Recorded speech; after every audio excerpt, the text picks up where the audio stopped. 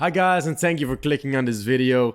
Today I will give you 5 tips how you can protect yourself against hackers. So hackers know many ways how they can break into your system, and you might not know now how you can protect yourself, and you might have a lot of questions like what can I do to protect myself, or how do hackers break into my system? So with these tips, those will help you to better secure your systems and your own private mobile phones or computers. So let's go into this. So tip number 1. At number 1 is make better passwords.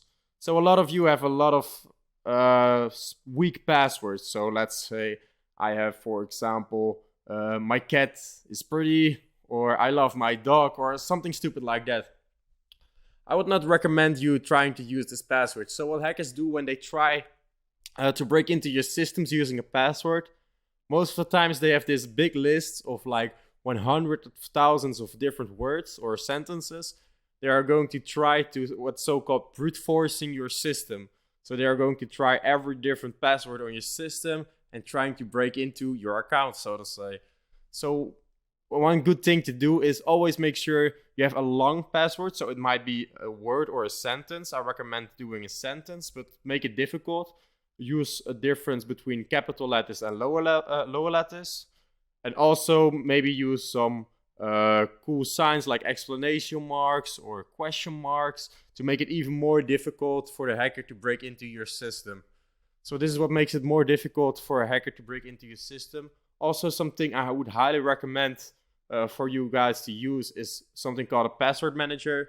It's something that you can install on your browser, and those will make sure you keep all your passwords nicely ordered, and those are really difficult passwords and almost not crackable for hackers.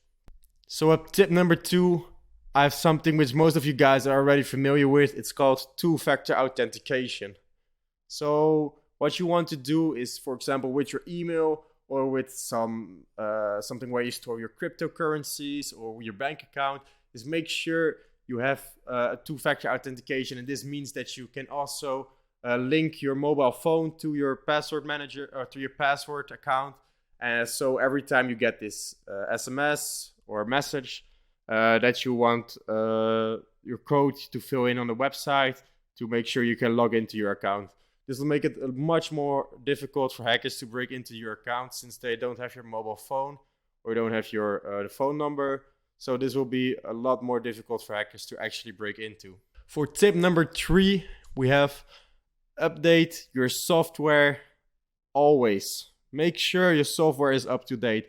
It might be your Windows, so it says please update your Windows. Always make sure you update your updates. So your Windows, every time you get a message for something, even if it's something simple like updating your Minecraft, for example, some games, you might also want to update those. So there can be actually vulnerabilities inside of those codes, and hackers know that those services are running on your computer, and they can actually try to break into your computer based on the vulnerabilities that's in that program.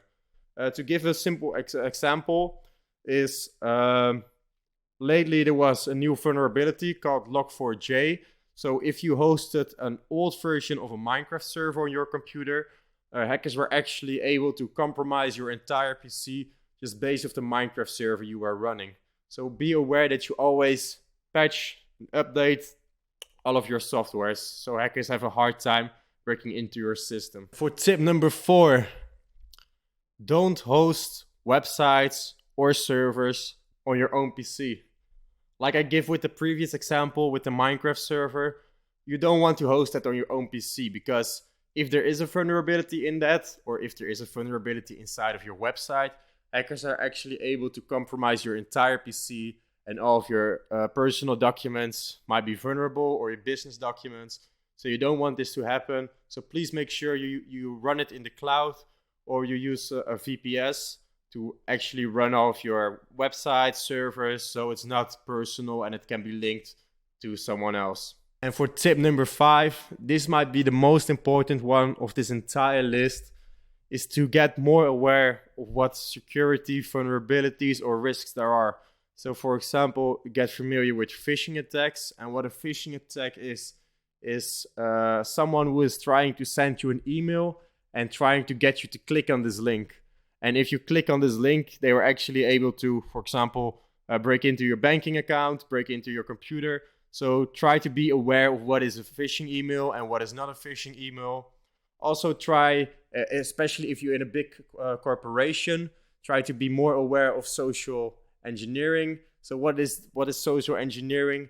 It's basically someone who is coming to your office or to your place or to your desk and is trying to get as much information about the company as possible. He's even sometimes trying to actually get onto your computers. He's trying to fix something. Maybe you don't even know this guy, and he's trying to break into your computer via just the most vulnerable part of most companies, and which is the human factor. So always be aware that this can also be a possible vulnerability for your company, but also for your personal life if someone is trying to hunt you down, for example. So I hope these tips helped you guys. And if you have any questions about those tips, please leave them down in the comments. I hope I see you guys in another video. And I want to say thank you. Bye.